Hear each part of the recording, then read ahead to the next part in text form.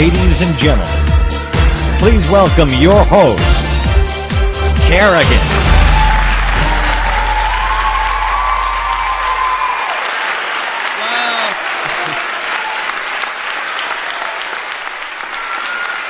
Welcome, everyone.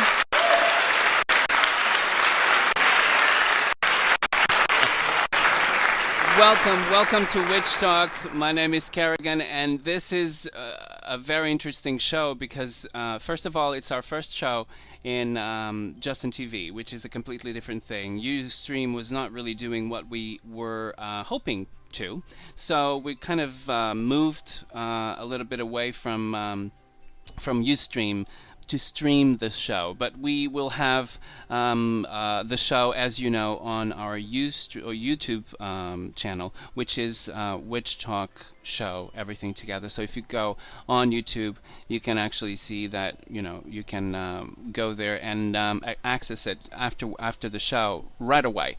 So welcome everybody on the chat room. We do have a chat room on Just in TV, so it's just the same thing as it was on Ustream. So any questions, feel free to kind of pop in and ask questions to our guest, and it will be a fantastic show today because we're going to talk about oracles and everything connected with talking with the gods. It's very, very good.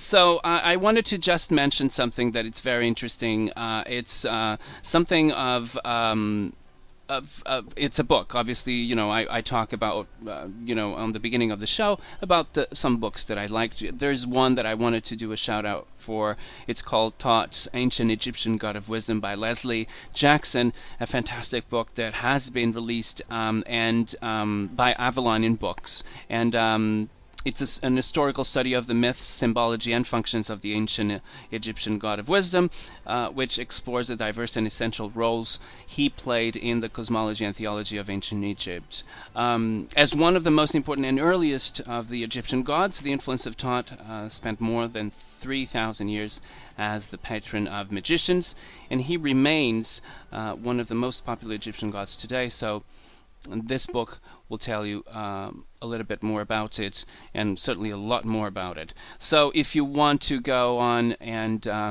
visit Avalonian Books, it will be www.avaloniabooks.co.uk or even .com, and search the catalog under Lenismos, and you will find the Thoth, the ancient Egyptian god of wisdom. So a fantastic book by Avalonian Books, and I do recommend it immensely. It's very, very good. So that said, let me just tell you how you can actually contact us on Witch Talk. Here we go. So, you want to know how to keep in touch with everything Witch Talk? Go to www.witchtalkshow.com and follow all the latest news. Listen directly to the show and enjoy it. Don't forget that all episodes of Witch Talk will be available to you on demand on YouTube. Click on Twitter, Facebook, or Google Plus on our own YouTube page and spread the word. Don't forget to subscribe to our channel on YouTube. Go to www.youtube.com/user/witchtalkshow. Do you want to be part of the show? Join our incredible conversations live on every show right here on Witch Talk. Witch Talk will air every Sunday at 4 p.m. Eastern Standard Time, or approximately 9 p.m. in most Europe. Now live in video on YouTube. Follow us on Twitter at Karagan, Kharagan, with an H after the K, or send us an email at witchtalkshow@gmail.com. Now, back to the show.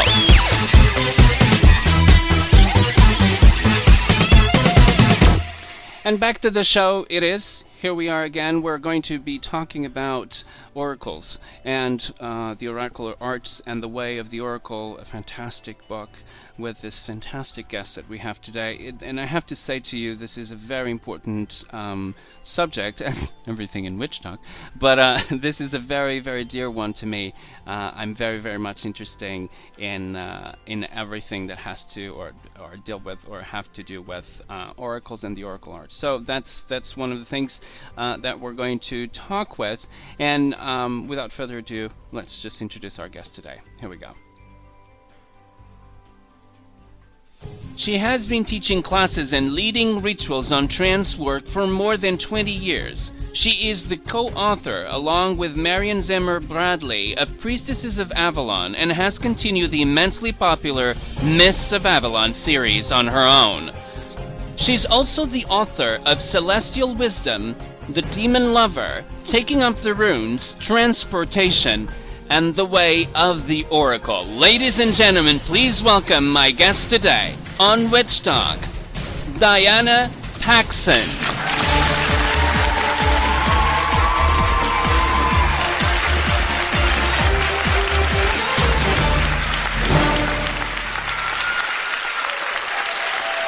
Welcome, Diana. Welcome to Witch Talk. How are you? It's wonderful to have you here. Welcome to Witch Talk. I'm very, very excited because I have this very, very deep passion about oracles and everything that has or is connected with oracles. So I'm really, really excited about the conversation that we will have today. Let me just begin this conversation. You know that I don't like to call it interview, this conversation with you, to ask you, how did you begin? I mean, how did Diana Paxson begin being interested in the occult or in paganism? How did it all started? Mm-hmm. Fairly early on, I thought, I found out that she was a Greek goddess, and I thought that I should find out what she'd been doing. And so I started reading mythology. Mm-hmm. And I read the mythology of every culture that I could find. Yes. And so that really started my interest. And from that time through school, in college I got interested in the Middle Ages, mm-hmm. and took a course in early medieval history, which really introduced me to the Germanic tradition. And it all sort of progressed from there.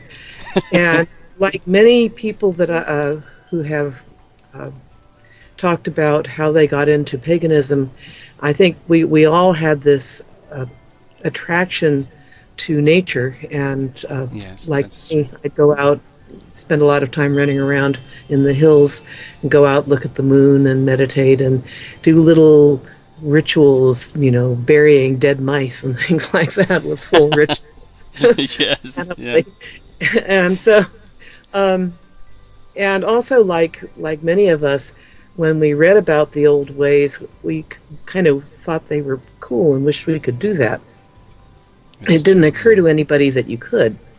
And yesterday I was at the Berkeley Pagan Pride Festival, and I gave us a little speech. The theme was paradigm shift.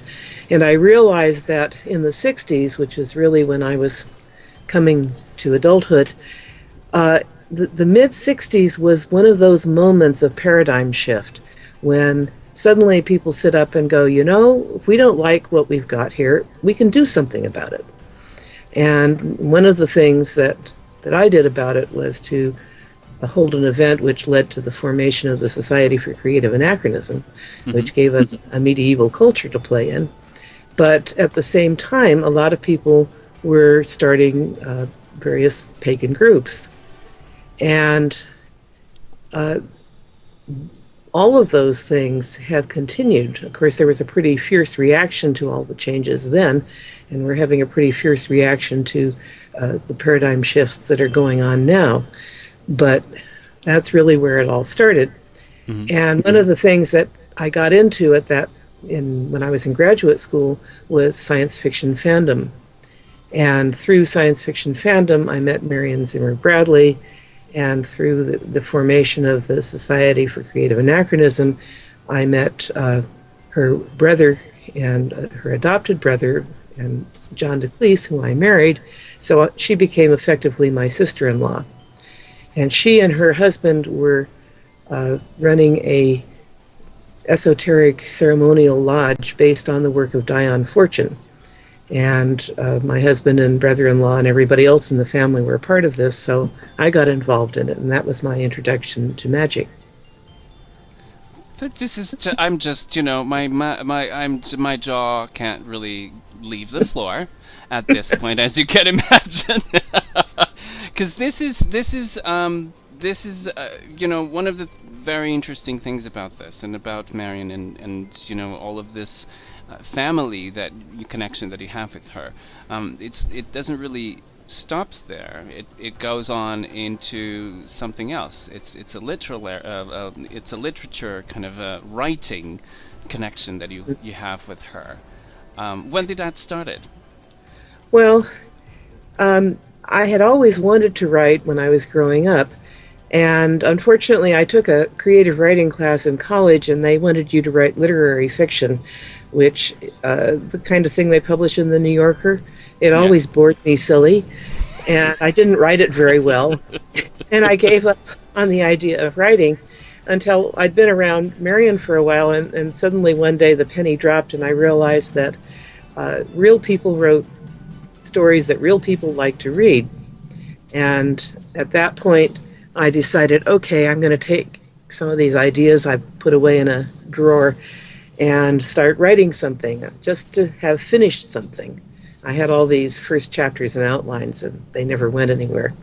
So I started writing in 1971, and the first book became the raw material for what became the Chronicles of Westria, my first books. Mm-hmm. And when I'd finished the first one, it had all the problems that first novels often do, which is I'd put everything but the kitchen sink into it.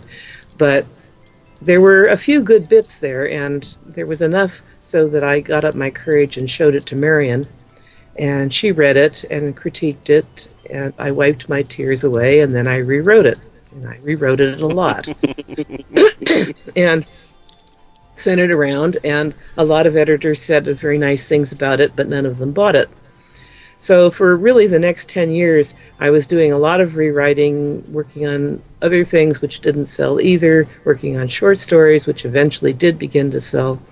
And finally, I came up with a book in the Westria, the Origins book for the Westria stories, and that did sell. By that time, the adult fantasy market had emerged, and so I found Dave Hartwell at Pocket Books at that time, bought that first novel, which was Lady of Light and Lady of Darkness, and eventually he ended up at Tor and bought the rest of the series.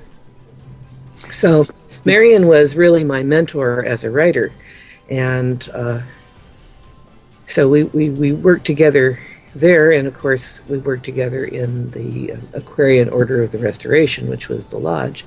And I was also working at that time doing writing educational materials, and discovered that the same skills that would make a well put together text would also help me to write ritual.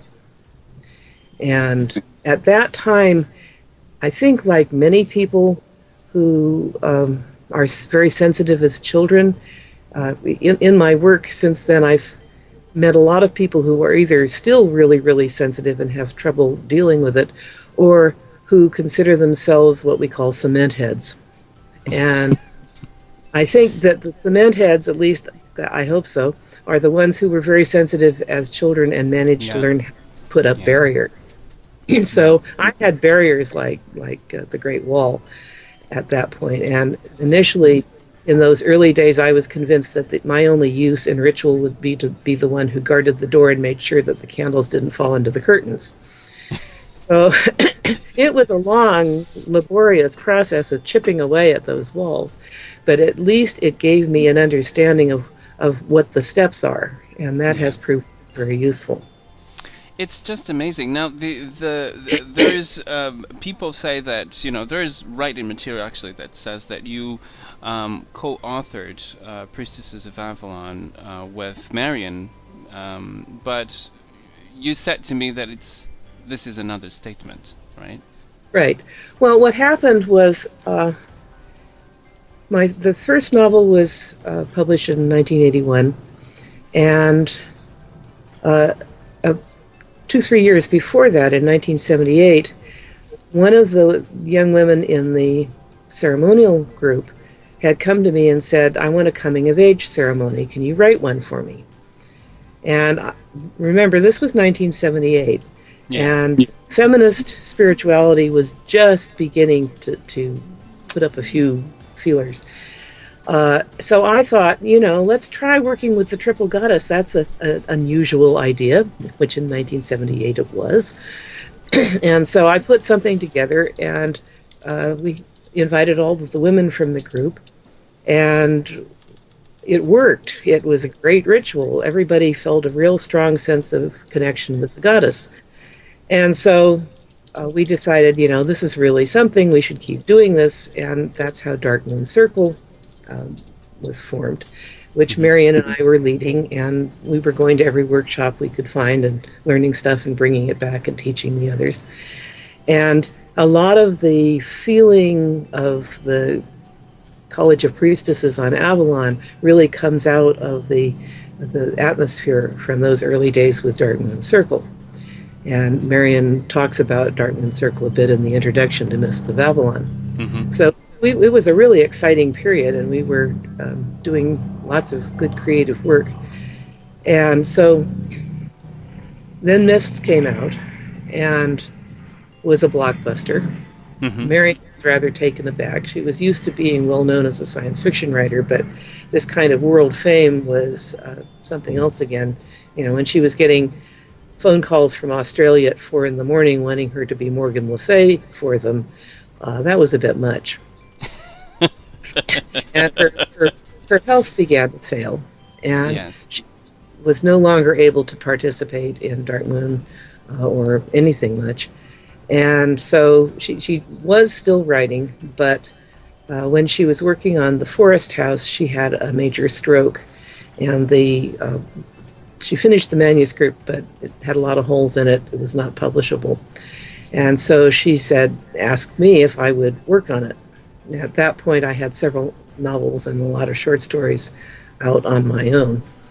And so I took it and reworked it and filled in all the gaps, and it came out pretty well. And the publisher said, "Will you do us another?" And so from that point on, I was doing most of the writing and getting, for the next one, Lady of Avalon, I got Marion to write a bit, especially in the first section. After that, it was pretty much all mine. Mm-hmm. In Priestess of Avalon, Marion died when I was in the middle of writing it. And so I went looking through my files for something to read at the memorial service, and I found an essay that she had written on the stages of a woman's life. And so I sort of chopped that up and inserted 4 paragraphs at different points in Priestess of Avalon. So there actually is a little bit of Marion's writing in Priestess of Avalon.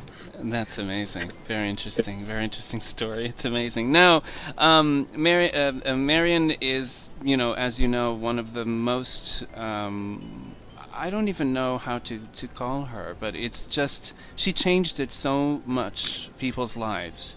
Mists of Avalon is basically a reference to people all over the world, and I remember to be in Portugal at the time and to actually read it in Portugal, and it was just it's just amazing. It's now you might have an answer for this. In Mists of Avalon, Morgane Le Fay, every time she speaks, it's in italics.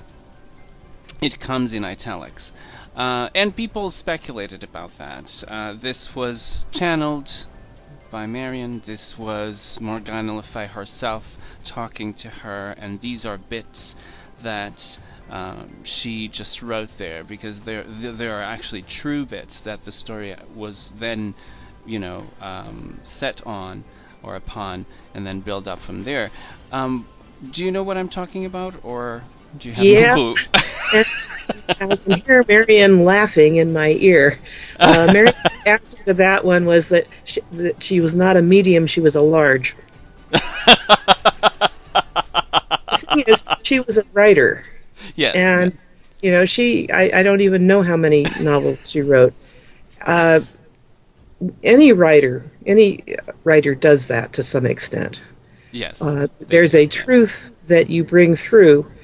I've had a lot of experiences in my own novels where I would come up with something that felt right for the book and then later find out that it was true.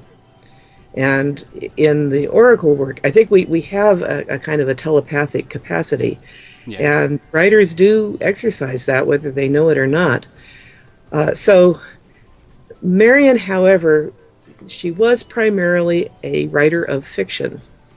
And at one point when she was working on Mist, she told me she realized that history was not like this, but the story wanted to go a certain way, so she was just going to throw out history. Now, there is a spiritual truth that she brought through in the books. Mm-hmm. That's not the same as literal historical truth. Yes. So the answer is both yes and no. Yeah. Yeah, absolutely. No, but it's one of those things that I think that people all over the world that had read, Mists of Avalon have this. So Marion had a wonderful gift for saying exactly what some group of people really needed to hear at just the right time. She had done that in the Darkover novels, where she started talking about psychic experience, and people who thought they were going crazy were very grateful to her. Somebody else has had this happen too. Thank goodness. Yeah. And then she started writing about homosexual relationships, again in the Darkover books. And at that time, nobody in science fiction was doing that. And a whole other group of people read them and went, oh, thank goodness. And so then she, with the feminist spirituality, she brought Mists out at just the right time when a whole group of people, it was another one of those paradigm shifts, and people were ready to hear that, and she hit it at just the right time. It's just an amazing thing. And, there are some stories about this, and you know that people sometimes make these stories up because they want to fill the gap. Yes. And I've heard this fantastic story. I don't know if you heard about this, but it's very interesting. That Mary went to England, and maybe this is true. I don't know. You tell me if you know if you know this. England, yes. Okay. So she went to England, and she was searching for, I think, a high priestess to talk to. This is how the story goes. And she researched, and she made contact with one of the high priestesses in England, and then she went there, and the high priestess for some reason was not home, but her daughter was, and apparently this happened when she was writing Mists of Avalon, and then the girl at the time that was the daughter of this supposedly high priestess took Marion by the hand and to a place like a rock or whatever it was in the field, and she began to trance out and tell her things and kind of and Marion just took a little piece of paper and kind of wrote it all down. And apparently this made it to the Mists of Avalon in the form of, that's the justification about the Morgana Le Fay pieces. So this whole story, isn't that beautiful? It's a beautiful story. It's a beautiful story. I never heard it before. Yeah, it's very romantic, very idyllic. It's I mean, I know that Morgane was the central part of the story from the beginning, because part of her inspiration was the lines in Mallory about the sister Morgan being put to a school for magic. Yeah. And she thought that sounded really cool and feminist and so forth. And so that was where Morgaine came from in the book. Isn't that amazing? Now, what there was, interestingly, Marion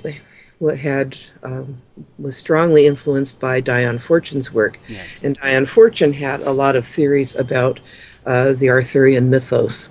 So that, I would say, would be a much stronger source Than anything else. Yeah, and what was interesting was on a trip to one of my trips to Britain, I was talking to some people who were part of the British magical community, and they were remarking on that no, the Celts didn't do it this way, but this is a lot like some of the stuff that Diane Fortune had written that was not published. And I forget which of the books I was working on at that point, and I said, well, and you have these papers, do you? And they said, well, yes. And I said, well, I have a choice. I can sit here and try to go into trance and contact Diane Fortune myself, or you can just show me the papers. So they showed me the papers, and I took some notes from that and was able to fine-tune some of the stuff I was working on at that point. That's great. So a little bit about Marion Zimmer Bradley and your connection with her, and Mists of Avalon, and all of the other fantastic books that you wrote. Now, just one more thing. Go ahead. Currently the publishers are not planning to do any more Avalon books.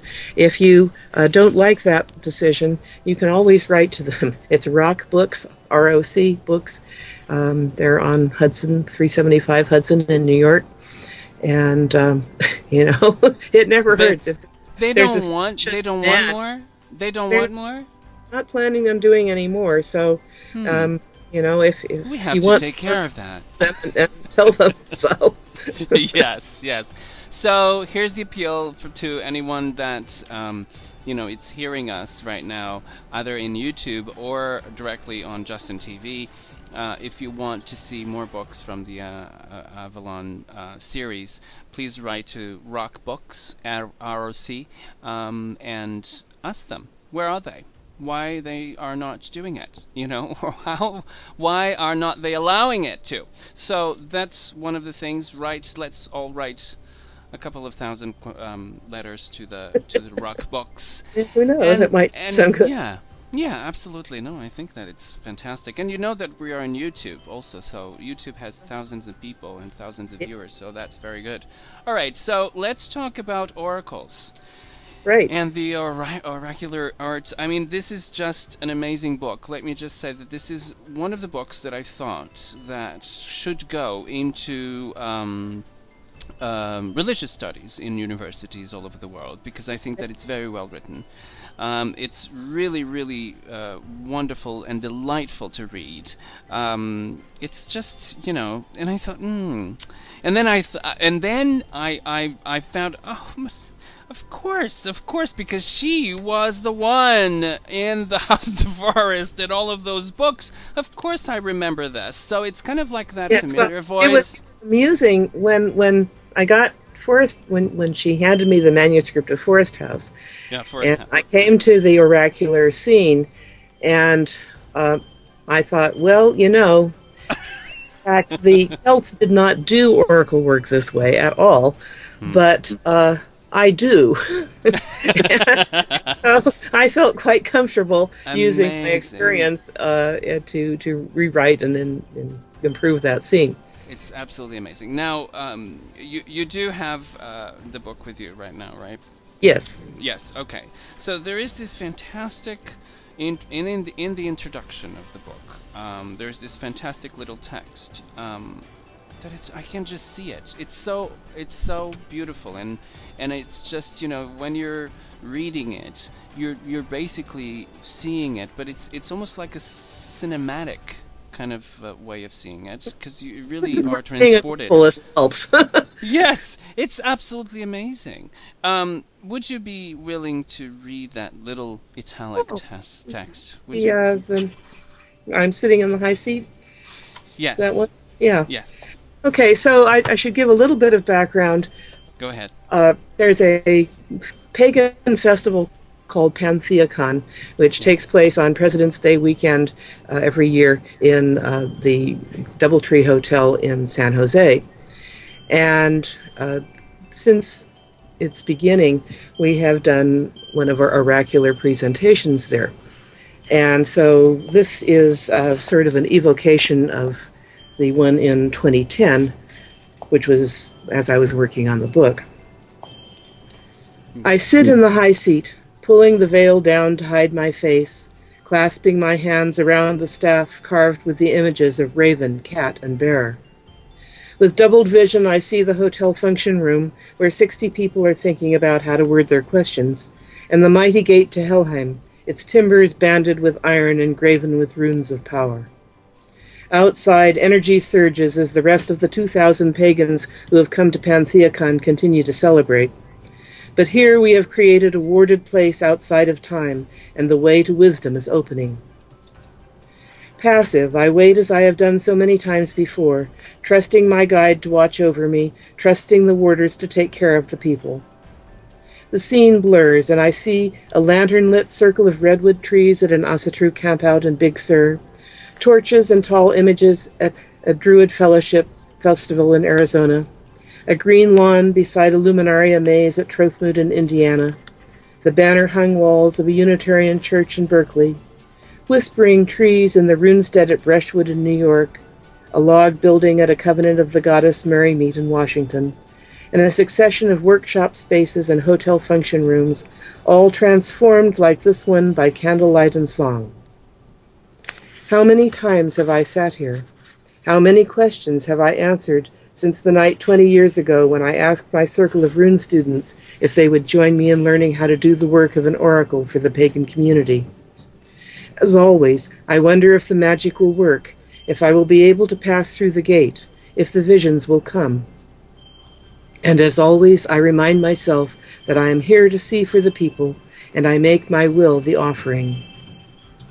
Seeress, thy way through the worlds thou must win, my guide begins to sing. My eyes close. Responding to the music, awareness shifts, my breathing slows, and the outer world whirls away. We begin. And we begin.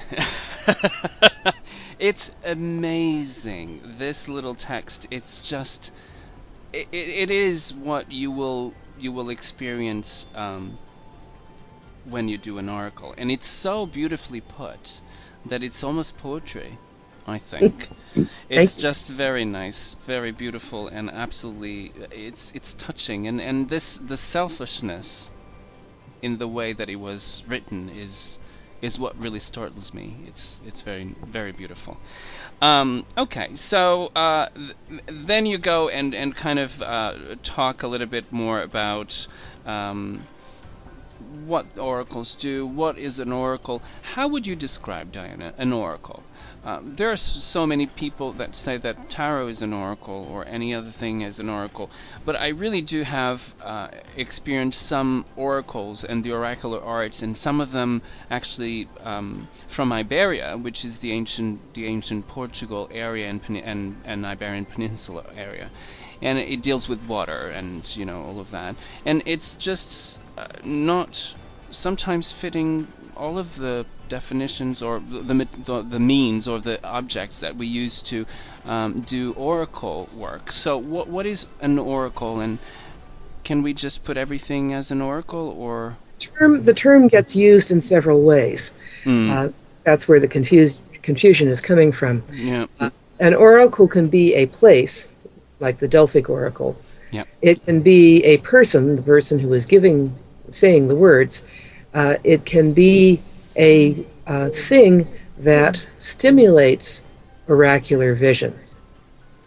And that's where, in divinatory systems, I think that's the way that the term oracle is being used. Yes. Yeah. So the essence of the process of getting answers, whether you're calling it divination or oracle work, is that there's a stimulus of some kind, and that awakens the oracular function in the person who's doing the reading. So it's whether you going out and saying, I'm going to on my walk I'm going to see something that will answer this question I have. That's an oracular practice. Or you can do it with a full ritual. You can do it by drawing a tarot card. Whatever causes that faculty to awaken.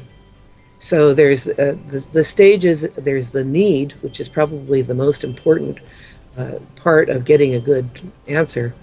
You have to really need to know. There is the openness to receiving information. There is a stimulus, something you see, whether you see it in inner vision or outer vision, and then there is the understanding and the interpretation. Now, this is very, very. It's universal. This is something that really crosses every single culture, in a way or the other. I mean, there are people, you have the tea, the coffee, grinds, you have the tea lives, you have there are so many things that but then we do have something in the Western world, which is, and we can see that, and you kind of go there, obviously, on Seers and Speakers, the selection, training, and role of an oracle, on your book, and you kind of go into Delphi, and you begin to define, and other cultures also, you begin to define this very specific way of addressing, of channeling, of getting messages through directly from the gods into the world. And Delphi was a perfect example of that. Now, this is very dangerous, isn't it? Because it really prompts, a lot of strategic political, maneuvers here. Because, who had a direct... Go ahead, sorry. Certainly, Delphi was in a unique position. It was the most prestigious of the classical Mediterranean oracles. And it went for 1,000 years, which is a good track record for anybody. And so a lot of cities would send delegations with questions on public policy. Mm-hmm. And even Delphi couldn't get the Greek world unified, but they did have a great influence on religious concepts and practice. That's true. That's absolutely true. Now, the other thing is, when I look to this, when I look to, you go into the mystique of Delphi, and you go into the bards and Novaks, into the Celtic world, and then you go into the Germanic seers. All of this will entail someone to be a channel, in other words, an oracle, directly from the gods into the common people, or the people, the lay people.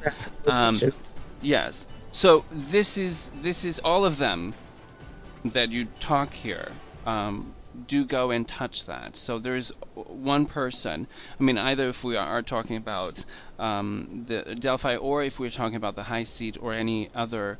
We don't know how the Celts would do it, but anyway. So there's always this person that have that role. Do you think that this is how do you feel? I mean, you yourself are an oracle. How do you feel? You say in this little text here that you kind of, your will is your sacrifice, but it's, how do you feel doing this? You have to allow yourself to become very passive and open. And that's probably the hardest thing. The term in Old Norse for being receptive is something called ergi. And it's an interesting term because it gets used both sexually and spiritually. So in the later Viking Age, especially when men were expected to be very, very manly, eventually only women did it. In an earlier period, however, both men and women did serve as these oracles in the Norse system. Mm-hmm. But you have to be willing to be open and receive. This takes an act of trust. The way my group does it, we surround both the seer and the people who are asking the questions with warders, so you know you are in a safe space. And we have people keeping an eye on every aspect of the process. There's a kind of a trade-off between having a ritual team and having lots and lots of training. In the Celtic system, the Druids trained for 20 years and then they Yes. got on their own, and they function spontaneously. So you're walking along the road, you see a Druid, you ask a question. The Druid can go into that state instantly and give you an answer. The more experienced our own people are, the better able they are to do that. But with the right kind of, everybody has the potential. And so the more support you have, the less training and experience you need. But everyone has to have that willingness to be open. And it's an ego exercise, isn't it? Yeah. It's the complete undress. You undress your ego and you leave it, because you can't really have it in order to be open that way. And, well, you have to know yourself. Yes. That's one of the things that was posted at Delphi over the temple door, was know thyself. Yes. And it's certainly important for people who are asking questions if they're going to understand the answers.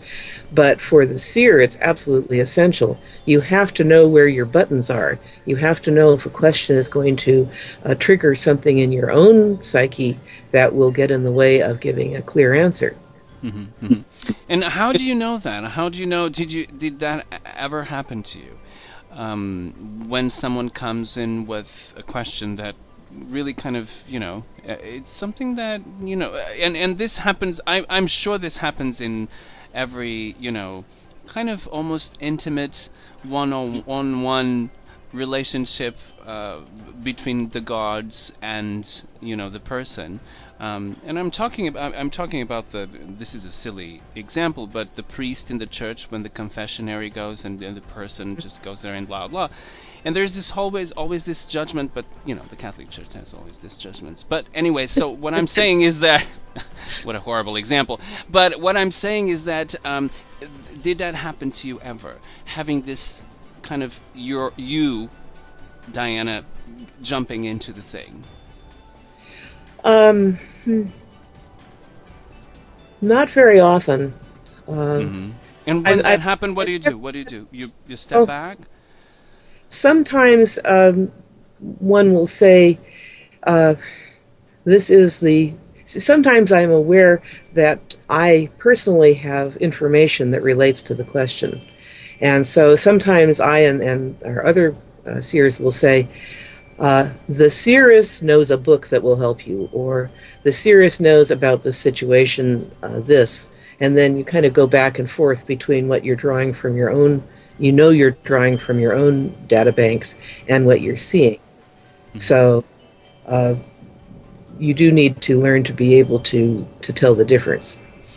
Now, in all of these systems, and you go extensively through them, and it's just very beautiful because it ends on becoming a seer today, which is, you look at the past and then you just come back again into the present time. It's very interesting because, today we have so many things. We have, we wouldn't even think about that an oracle would have a place in today's world, because we have such a, it's so easy for us to communicate and to kind of do things and to do prospects and provisions and provisions of market and things like that, which basically is in a very simple raw way what they were asking and in Delphi at that point also, am I going to win the war, or am I going to be married to this that's woman? a whole story. I'll tell it. I know it's very famous actually.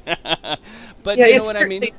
Yeah, it's certainly true that's for some of the things like the weather report, we no longer worry about asking a psychic. You go to the internet now. And in the Norse lore, Odin has a seat of seeing called Hliskjalf, which is sort of up above Valhalla somewhere. And he sits on it and he can see everything that's going on in the world. And when we were first exploring, we tried going in vision to this shelf and asking permission and sitting there to see what we could see, and discovered that it was pretty good for seeing things in the present and in the real world, or the outer world, the physical world.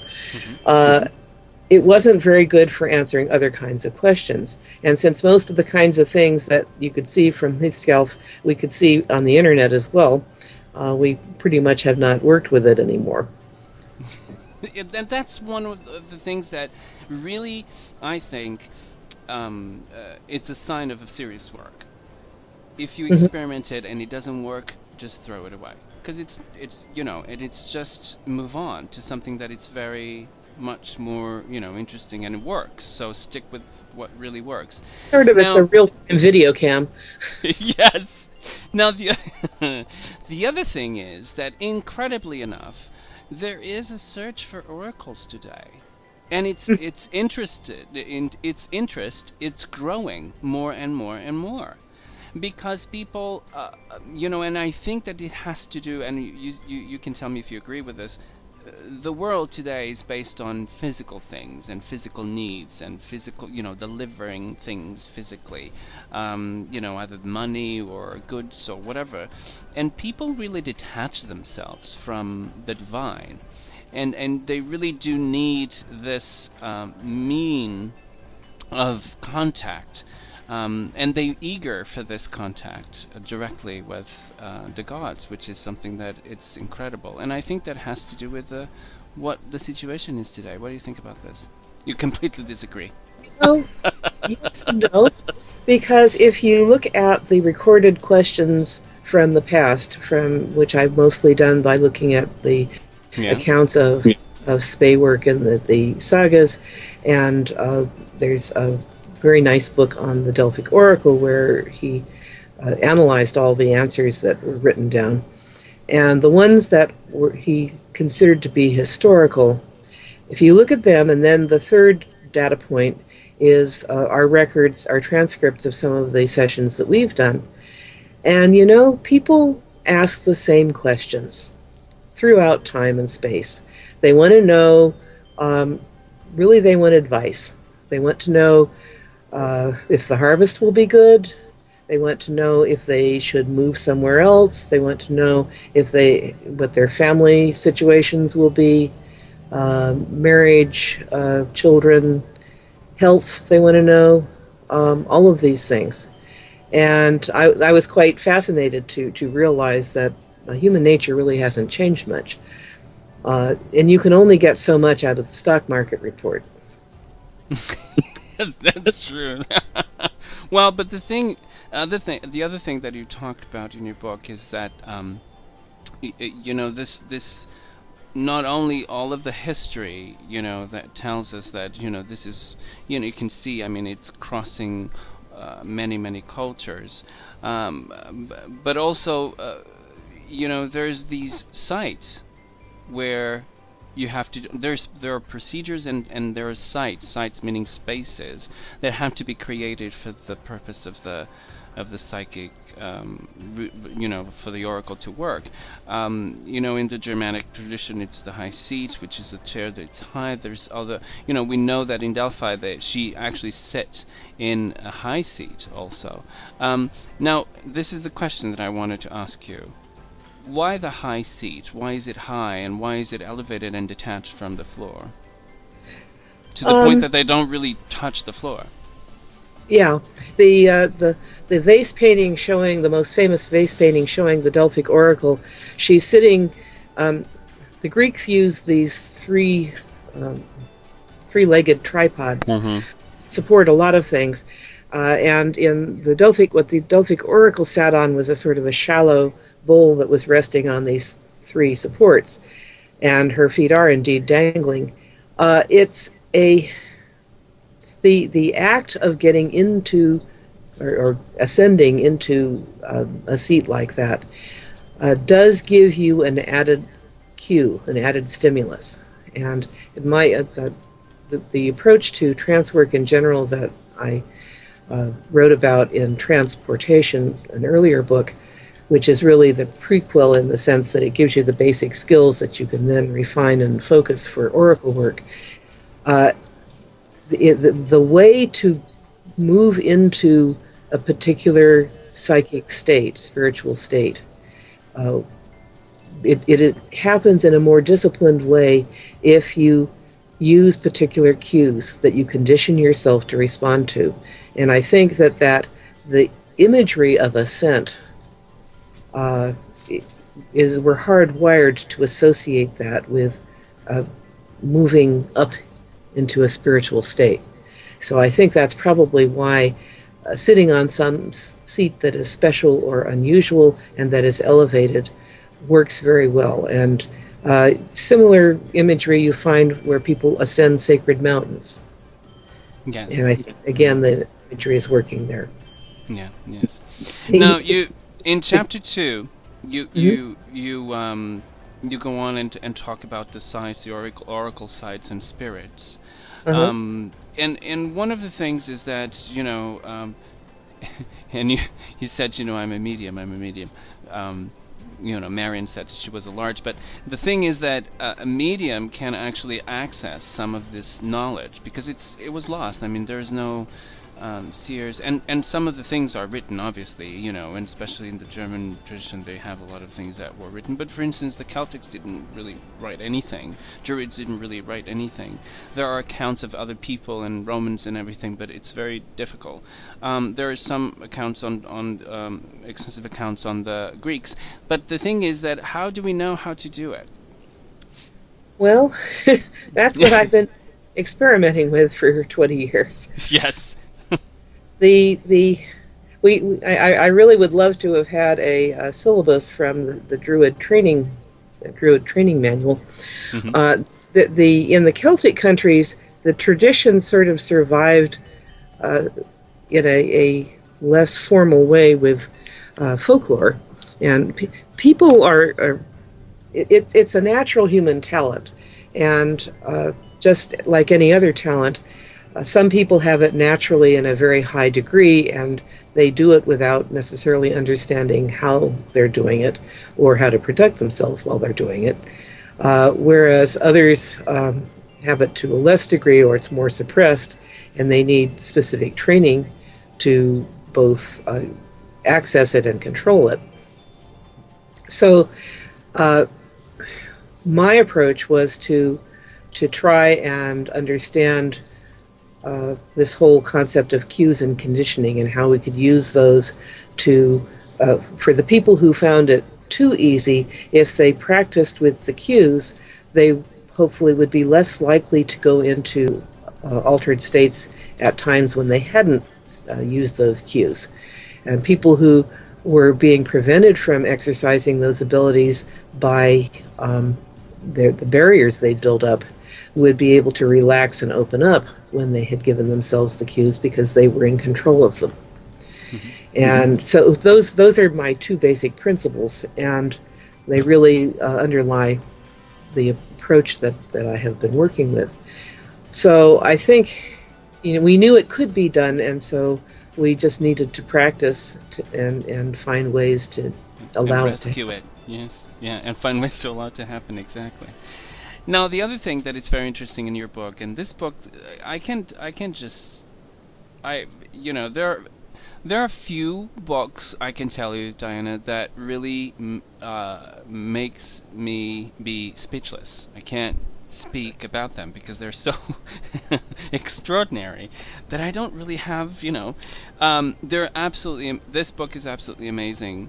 The third chapter that you have here is about how you can do it, how the techniques and all of that. One of the things that sometimes people ask, and this is related with the Delphi also oracle about the fumes and all of that. It's drugs and the use of psychotropics and things that would help, and we know that in traditional witchcraft they did this sometimes with mushrooms and things like that. But you do approach this in your book, and it's very interesting, and you kind of go through it, the magic mushrooms and all of that, and all of these things that the famous fumes of Delphi and all of that. What is your intake of that? Was it really just a delirium in Delphi, or was it really truly an oracle? Because some people are very skeptic in this. Oh, it was the fumes. Well, we're fortunate in having the writings of Plutarch, who actually was a priest at Delphi, and he was very interested in trying to figure out how it all worked too. And he says that sometimes there was a sweet smell. Well, that means that sometimes there wasn't. But Yes. the oracle went on nonetheless. They didn't do the oracle if the omens of the sacrifice seemed to indicate that the time was not right. But they did do the oracle whether or not the sweet smell was happening. And, Yes. of course, in none of the other, and there were quite a few famous oracular sites around the Mediterranean, and none of them have any reference at all to fumes or anything of the sort. So, and then that also wouldn't explain how the Celtic druids could just drop into trance and give answers with no preparation whatsoever. So Yes. clearly, it might be assisted in some cases by drugs, but it's certainly not dependent on it. And the people who have experimented with laughing gas found they had a grand old time, but they were not doing it in a ritual context, and therefore nothing psychic happened. Mm-hmm, mm-hmm. Now, do you believe that these things can actually enhance the oracle, or do you think that they can be complementary, or they don't really matter? I haven't tried with ethylene gas. Well, yeah. Psilocybin, from what I gather, puts one in a different place, and if you did it in a ritual setting, it might help, but without the supporting cues and context, the drugs by themselves aren't going to do anything. Yes. I mean, they're not going to do what you want. They'll do something, but you may get some interesting insights, but it's going to be harder, not necessarily getting an oracular state. Now, the other thing that I have, a question that I have for you, which is very interesting, because we talked a little bit about the ego and about, kind of be selfless and kind of just put yourself in a place that, you just receive, be the receive the message and then deliver it.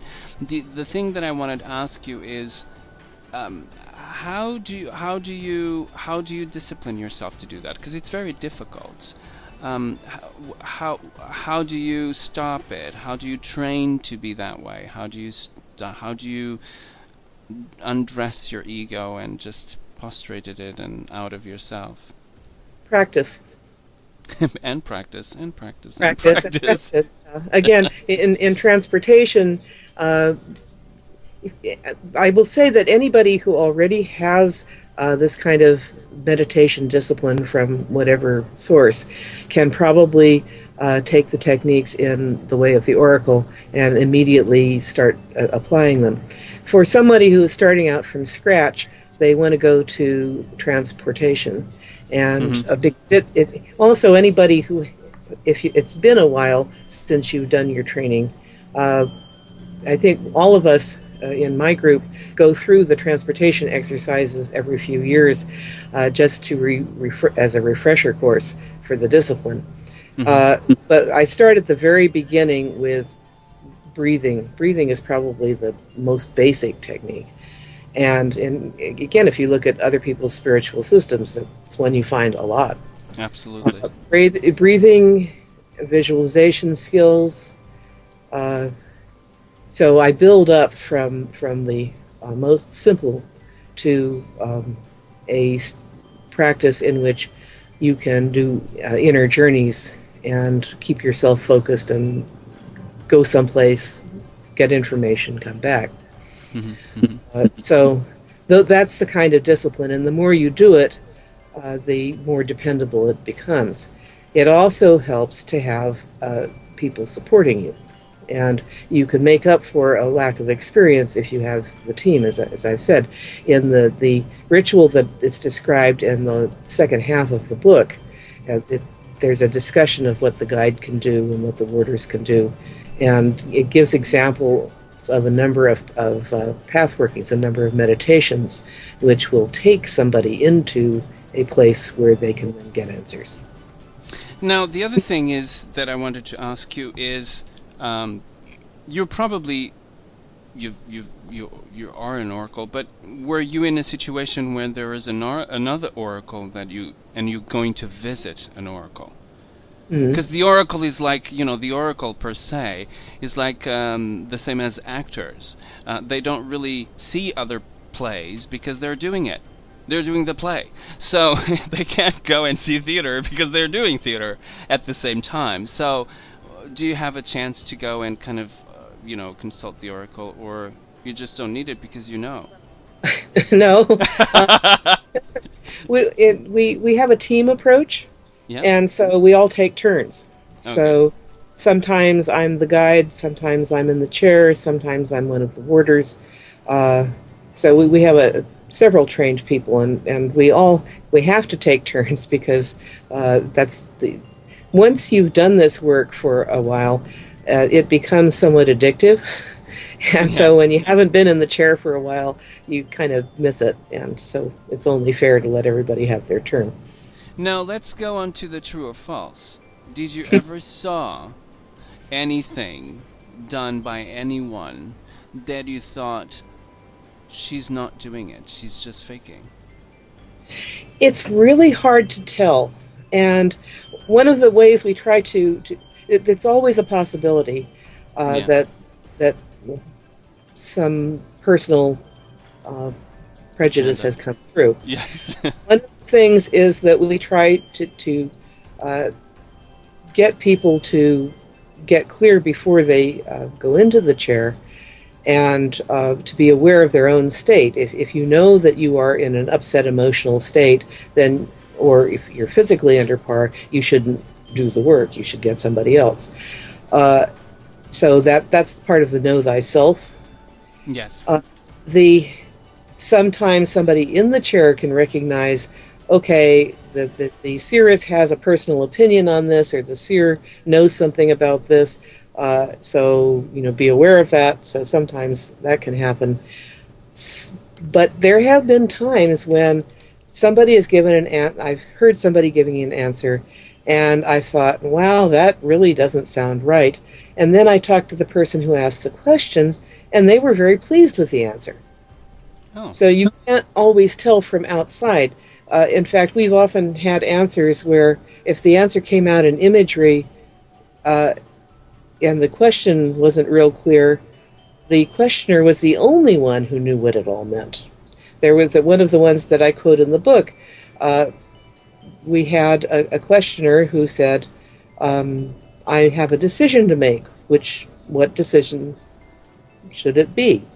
This is not a very leading question. No, and not at all. the seeress said, orange. I see orange. And we all went, oh, really? And it turned out that the person asking the question had a couple of options, and she'd color-coded them. That's amazing. So the seeress was picking up the one that in the depths of her consciousness, the was most drawn to. And I think a lot of the time, and then this gets into the whole question of what are we actually seeing, very often, at least, what we are seeing is what is locked up in the unconscious of the questioner. Irrespective of whether we are seeing the future, I think every seer I know has had at least one experience of telepathically getting information from the mind of the questioner that had not been audibly expressed, and no way they could have known it. So I absolutely believe in telepathy when you're all in a somewhat altered state. And we set up our rituals to move the questioners into an open state as well, which I think facilitates it. So that sort of thing happens. Do you think that? But do you think that that's a true oracle? Meaning, do you think that just tapping into the subconscious of the person that is asking the question, would that be considered to be an oracle response, true response? Because, an oracle, as I understand it, and I'm sure that a lot of people kind of think they're the same, it comes from another place, not really from, the questioner. Well, what do you think? So there's two issues there. Mm-hmm. There is when especially when it's one of those advice type questions. Mm-hmm. People are trying to understand what they truly want, and that's certainly one place where I'm a great believer in self-determination and the power of choice and personal responsibility. Mm-hmm. And so whatever answer you get from an oracle, the questioner has the responsibility to decide what to do about it, and what and how. And so I think helping people to understand what their true will is very important. Mm-hmm. Mm-hmm. And the other part of that, I guess this is the point for the talk on probability.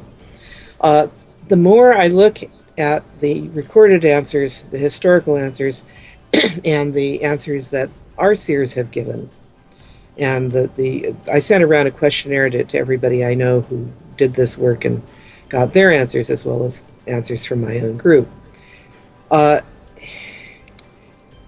In the Germanic worldview, the past is set. The past you're stuck with. The present is where we're making choices. The present is eternally becoming. The future is the result of those choices. And in a mutable situation, the future cannot be absolutely set.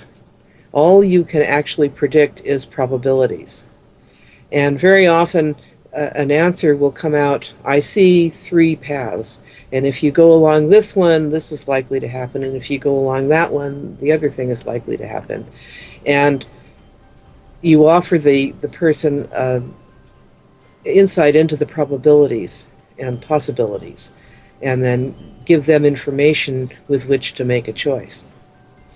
Now, I have to confess to you, not that you want to know, but I have to confess to you that when I do tarot, mm-hmm. and I do tarot for some people, I actually use a French deck, which is not really tarot. It's called an oracle.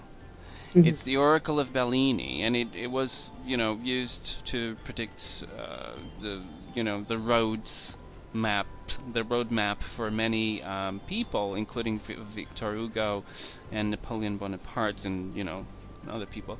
And it's really an oracle. And I didn't really understood why I just took the cards out of the box that they are in.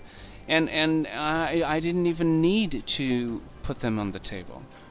Mm-hmm. Just a contact with the cards would just prompt me to say things to the person directly. That was your stimulus.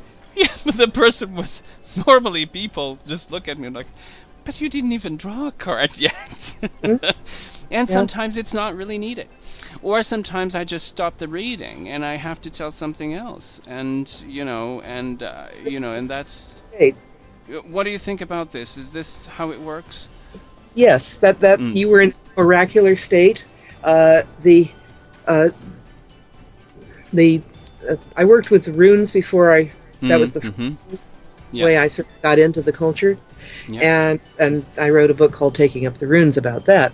Mm-hmm. The runes, like the cards, are a stimulus, but the person has to be in an open state in order to actually read them. And what a card means for one question on one day and what it means for another question on another day might be very different. Yes. And absolutely. So what's happening is that they give you something physical to fix on. And there's a lot of complicated stuff going on. The runes that are drawn, or the cards that are drawn, there are forces affecting them. So what you actually get is going to be important too. It's not completely random. And sometimes they actually are extremely explicit. A friend of mine, by the way, casts lots in the ancient Hebrew fashion, and of course Hebrew letters being all consonants means you can put whatever vowels in between them you need, and she gets sentences. I'm really envious. But in any case, whether you are getting your initial imagery by going into a visionary state and watching the images form, or whether you're drawing a card and that's setting it off, it helps to have something to work with, to start with. But sometimes somebody asks a question and the overwhelming answer is yes or no. Or I had one report from a friend who said the questioner walked into the room and he started answering the question that hadn't even been asked, which terrified everybody. So yeah, sometimes I don't believe in a fixed and immutable future. I do certainly believe in a lot of spiritual connection, and so sometimes you can tap into that extremely readily if you're in the right state and the questioner's in the right state, and I don't know, the stars are in the right places. Well, one of the things that I always say to the people that I use the Oracle of Bellini with, and this is a French deck, or the origin of the deck is French, and we don't know who invented it or came up with or anything. We know that Bellini was one of the seers that actually used it, but that's basically it. I always say, what I'm going to give you, it's a roadmap. Mm-hmm. And, I'm going to tell you, if whatever you ask me, I'm going to tell this is what, if you decide to do this, it's going to happen. If you don't decide to do this, then this is going to happen probably, and this is a roadmap for you to have, an idea, and then you're better informed. How good is this for me? And it's the question that sometimes I get from people. Why would I go and do a reading with you? And I said, well, because you will be better informed. Yeah. You will have a map in your hands, which is wonderful. Because oftentimes we don't. We're completely blanked without a any kind of guidance, without a GPS. So we need our GPS, I think the advantage of, or the particular characteristic of a more ceremonial, oracular setting is that the questioners are also moved into an altered state, whereas your tarot reader on the street corner may be so experienced enough to drop into a trance state with a fire engine going by, but the person sitting across from him is not necessarily going to be able to concentrate like that. Whereas if you get a bunch of people into a room and you've gone through all of the preparation and convince them that they are in an oracular setting, they will be a lot more open to actually receiving and understanding the advice. Absolutely. Now, one of the things I'm really curious to know is that on this fantastic book that you wrote, The Ways of the Oracle, you have a photograph of you sitting in Delphi. Right. with this beautiful, veil on you, and it's just beautiful. It's a beautiful photograph of you. And I could tell, if that wasn't ruins, I could say, this is the Pythia. But, obviously not. It's, there's ruins, but it doesn't mean that it's not the Pythia. Now, the thing is, I'm really curious. Sometimes I see photographs and I kind of go with people and ask them, what were you thinking at that time? And this is a special place. I mean, do you have anything to say about this place when you went there? It probably was quite an experience. Yes, it was. Well, my husband and I went in 2008, and speedily discovered that A, you're not allowed to climb on any of the actual ruins. And considering how many people go to Delphi, if people were allowed, you can see why they would get upset. And they have guardians there, and they won't let you climb anything. And second, even if you could walk into the Temple of Apollo, the archaeologists completely backfilled the part, the Adyton, where the oracular work took place. So you couldn't go down into there and do it in any case. However, you can go around on the foundation and sort of sit yourself against the foundation on the outside of the wall of the Adyton. Mm-hmm. And which is what I did. That's not where the picture was taken. Mm-hmm. And Apollo is still there. And here to talk. But that's what I'm saying. It's amazing. Isn't it amazing that it doesn't really cease to exist? Well, the gods don't cease to exist. No, of course not. But, sometimes, it was took by other cultures and, and now it's a ruin and now it's, of course it's not. Of course it's not. Now, did you contact any of the Pythia on the... Did you had any contact with them? I don't think one would contact a Pythia because the whole point was that they had been trained to be completely open channels for Apollo. Yes. And when they were doing the work, they were not... We don't know any of their names. Yes, but I'm thinking their spirit kind of, telling them... Because they had... Well, they probably had some kind of life. Not really, but you know what I mean? But there are... Did you ever contact one of them or kind of, in that particular place? Because I'm sure that they're, I guess they're still around, maybe not. Contact the Pythias. That would be an interesting exercise. I know. For them, I would actually probably want to try and find the site of the village that supported they were, temple complex. They were women of the families of the village that had served the shrine for centuries, and they were not given special training. On the other hand, they grew up hearing about the shrine and kind of would have absorbed the whole idea of how it worked. But they were specifically ordinary women. There was, however, a very elaborate ritual preparation, and they were sequestered for a couple of days before doing the oracular process. So there were, I think, ways to compensate for the lack of specific training. Now, is the high seat very different from this? The Norse practice was, rather than having a specific place that you went to that was sort of steeped in atmosphere and vibes, they had a group of people who went from area to area together, and they had a ritual practice, and they had a specific song that the seers were trained to go into trance when they heard. In fact, the best described example of this is a space session in Greenland, and they've got everything ready. They've put together a high seat, and they've got the seeress sitting on it on a cushion filled with hen's feathers, and it's all very descriptive. And she's sitting there waiting, and she says, "Okay, where's the song?" And they all kind of look at each other, because by this time she is the only survivor of her group, and so she doesn't have her trained team with her.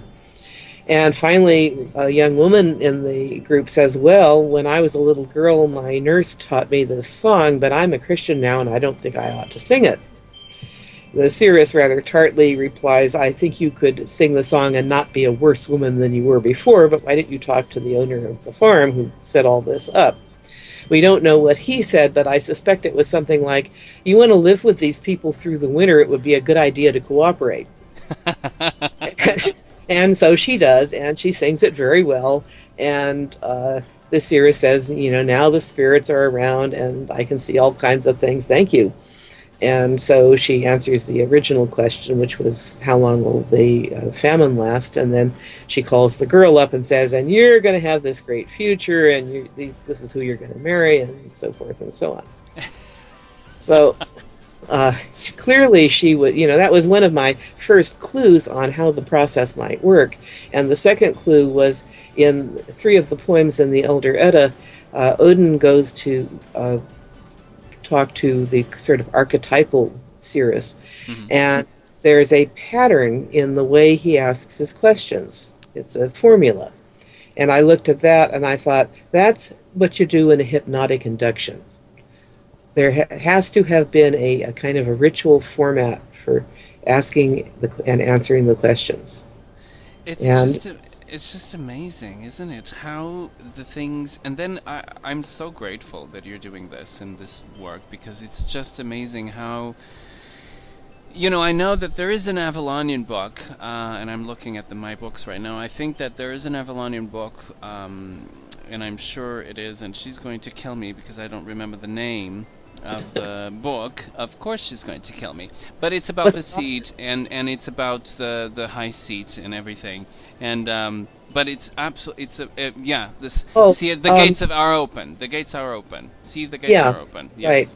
Absolutely. Yeah, she contacted me. She was writing it, and she was writing before my book came out, but she had talked to people who had been to my stuff and seen some of earlier articles I'd written on it. So she refers to some of the stuff that I've been doing and then goes off on her. It's just great. It's just absolutely great, and I think that it's it's a very good book. I loved it. I really do. Now, what are the preparations that you do for a high seat? Since it's something that you really do quite often, what do you think that it's the important part? What are the important parts on this rite? Well, one of the things that we get the team together before we start, and we take some time to get everybody calmed down, because it's at the end, it's on a work night, and usually, or it's at PantheaCon or some other festival, and there's always going to be a lot of psychic buzz going on. So you have to get your team together and get everybody grounded and calmed down and focused. And then we shift into doing the bonding, the psychic bonding between the members of the group, and just getting everybody to clear the decks, to clear their minds, and to remember that we are there to work for the people and not for our own glory or whatever. And then we go out and we have the support of each other. Then we also go through a number of invocations and songs and so forth, which help everybody to make the transition from their ordinary reality to the extraordinary reality that we're in, into the cultural context that we're working in. We call on the gods Odin and Freya, and the ancestors, and our animal spirit guides if we have them, and the Norns. And once you've gone through all of that, everybody is pretty much focused and unified. And then for there's a path working, which everybody shares in, and then another song that's specifically to send the seer or seeress into what I think of as second stage trance, a much, much deeper and more passive state. And that's the one in which the questions are being answered. Now, this is very interesting, Diana, because, you see this sometimes in other cultures, other traditions, I mean. And sometimes you see this in voodoo, you see this in Santeria, where it's very violent. Deities are they do possess, and then they speak. The deity itself, using the body of somebody else. But this seems to be so peaceful and so it's not violent at all. I mean, it's just this fantastic, journey that you go through.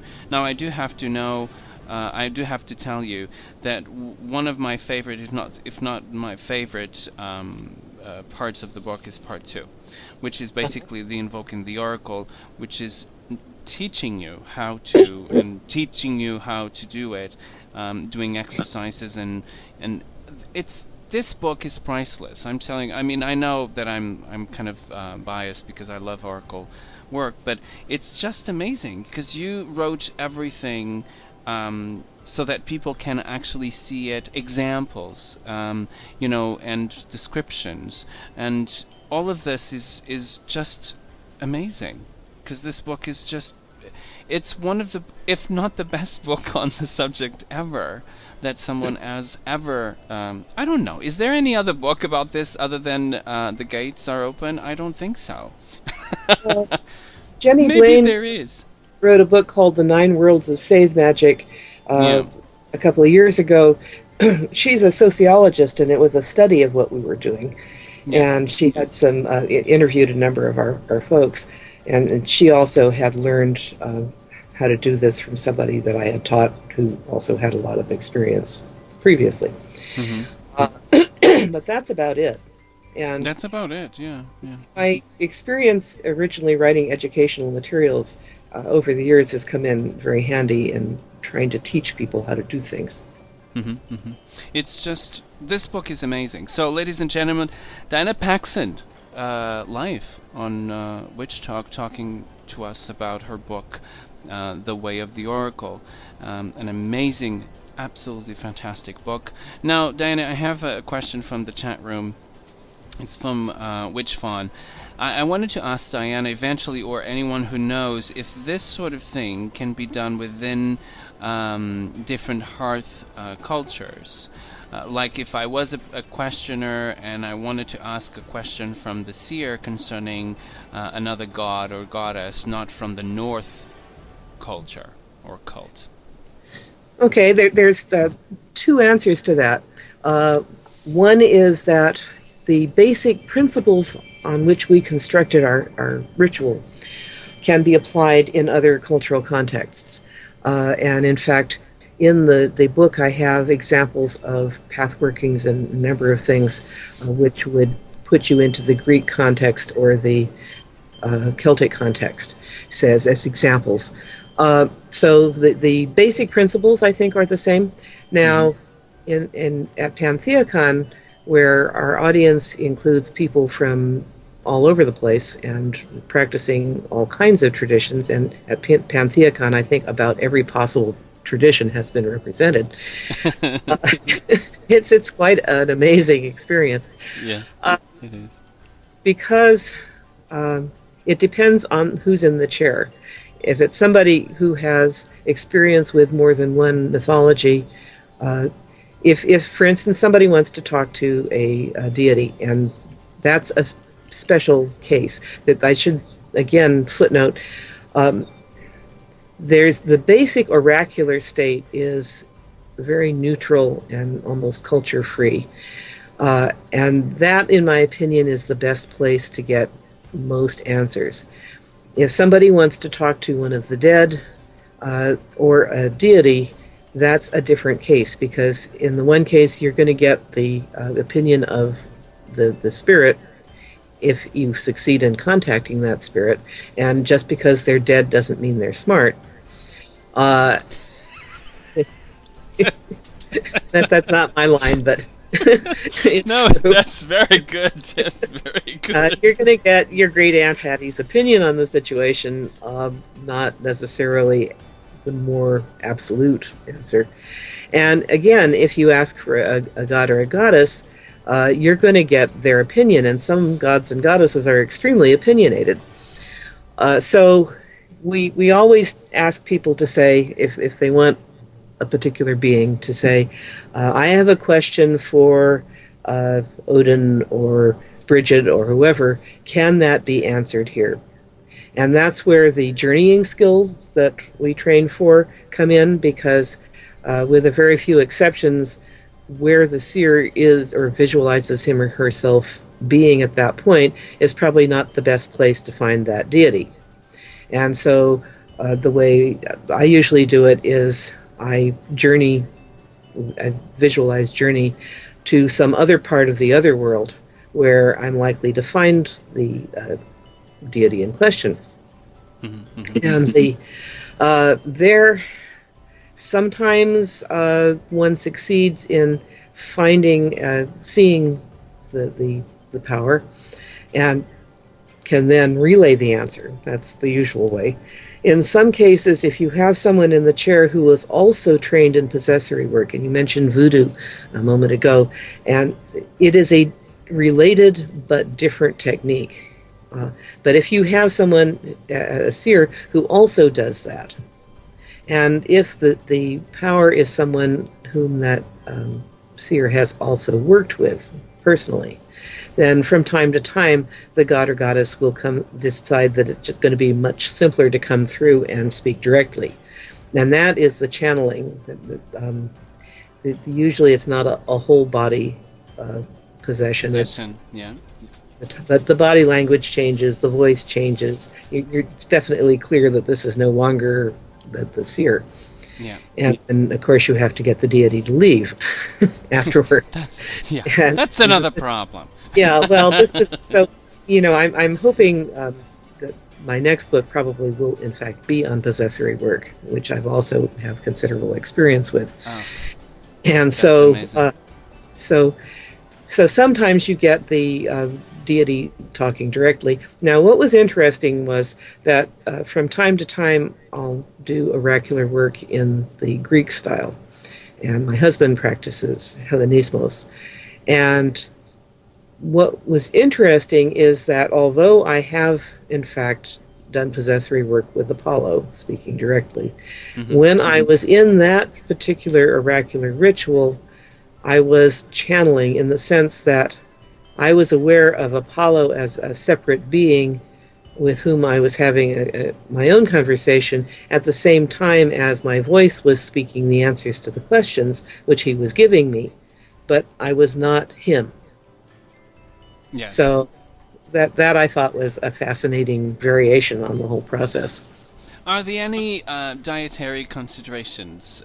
That's another question from Greem54 on the chat room. Are there any dietary considerations to facilitate the seed? Yes, but I think they have to be individual. Part of the know thyself process includes knowing how you react to things like fasting, eating vegetarianism or not, avoiding meat, avoiding liquor, avoiding sugars. Everybody is different, and you have to find out how your body responds. For some people, fasting for a day will really help. Other people have blood sugar issues, and they're going to be absolutely useless if they've been fasting for more than 3 hours. So, some people want to eat a high-protein dinner beforehand. Other people want to avoid meat all day. So it really depends on knowing your own physiology and experimenting with different processes. Now, ladies and gentlemen, Diana Paxson, author of many books, but we're talking about one in particular, The Way of the Oracle, recovering the practices of the past to find answers for today. Absolutely amazing book. Now, the other thing is you do have the core Oracle rite in the book. It's on applications, and it's very, very detailed. It's very interesting, path working and all of that. It's absolutely amazing. Would you want to talk a little bit about that? And so this is just the core of that's the template, you might say. Yes. And that's where you can adapt it for different cultural contexts. I do think that if you're going to do a culturally based oracular practice, you should be experienced in and practicing that culture. So, although I included the Norse oracular ritual, the Spey ritual, if you're practicing a heathen tradition, then that would be a good one to work with. But if you're not, then I would say either choose one of the other ones that's given, or work out your own based on what the basic principles there. Even within the heathen traditions, as the practice has spread, most of the people, or many of the people that I've trained, have then gone off and worked out their own variations on the Spey ritual. And I think that's great. It means that we have a tradition instead of just me and what I do. Now, you do have an appendix of songs, which I found it very interesting. And it's wonderful. Ladies and gentlemen, Diana Paxson is also a songwriter and a composer, because you have some of those songs, it's music by also you. And so, you know, the people who really do know you in your group and on Pythicon and all of that, they do know that you do this, but some of the people might not know. Now, where can we use this? Can we use this on the rites themselves, or how can we use the music?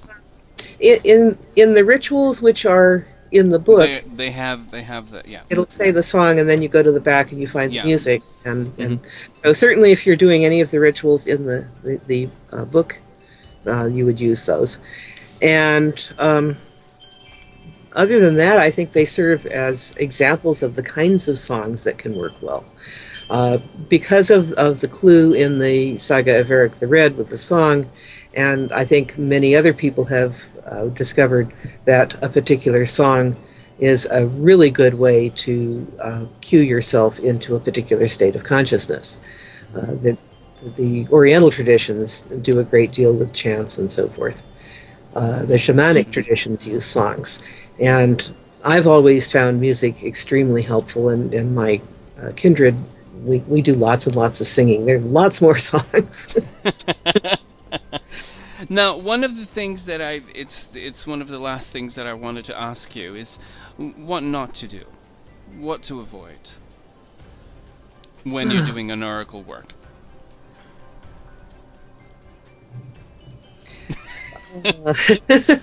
I always have a difficult question for. Well, one thing is going if you've been designated one of the seers, and you realize that you are upset or physically just not up to it, don't. That I guess is our equivalent of if the omens are wrong.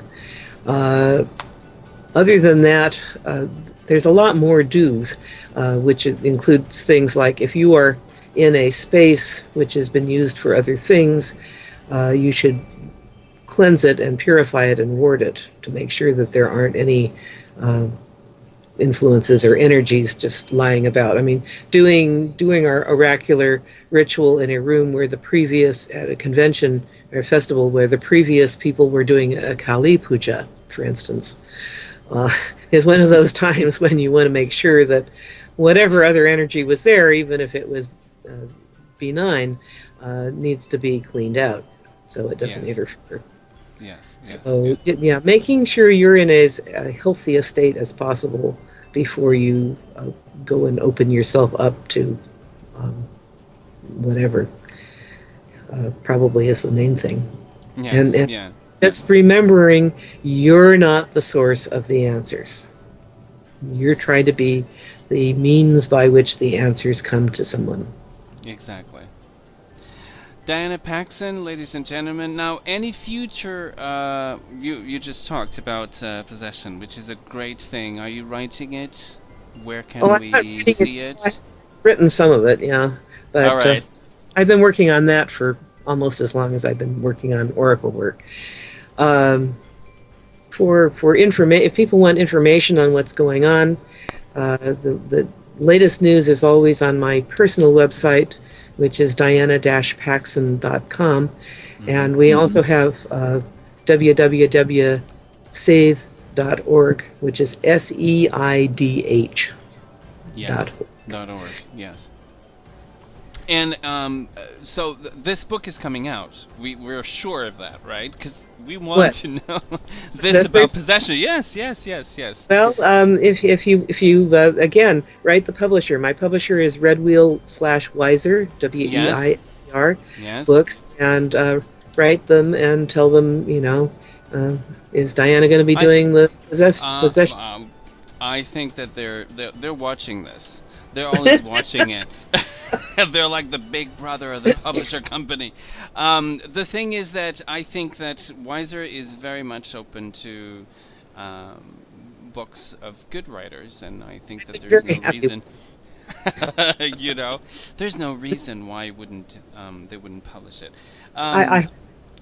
Go ahead. Sorry. If they're convinced there's enough interest, that's always the bottom line for a publisher, and it should be. No, of course. But they're great folks, and I've been very happy with them. Yeah, they're fantastic. Redwheel Weiser, ladies and gentlemen, another reference that they have a website, and I'm sure that it's www.redwheelweiser.com. You just can just it's a good place to order a book too. Yes. Now the other thing is that I wanted to mention is that the cover design for this book of yours was done by Suzanne Albertson. And which, some people don't really go into that. I think that it's very important. It's a very beautiful cover with the Norns in there, and it's absolutely gorgeous. Did you have any input on the cover at all, Diana? Not really, although the picture of the Norns is drawing by Arthur Rackham, it's also included in the book. So the Norns are clearly very important, and I think it reflects the amount of reference to the Germanic tradition, not too surprisingly, which is in.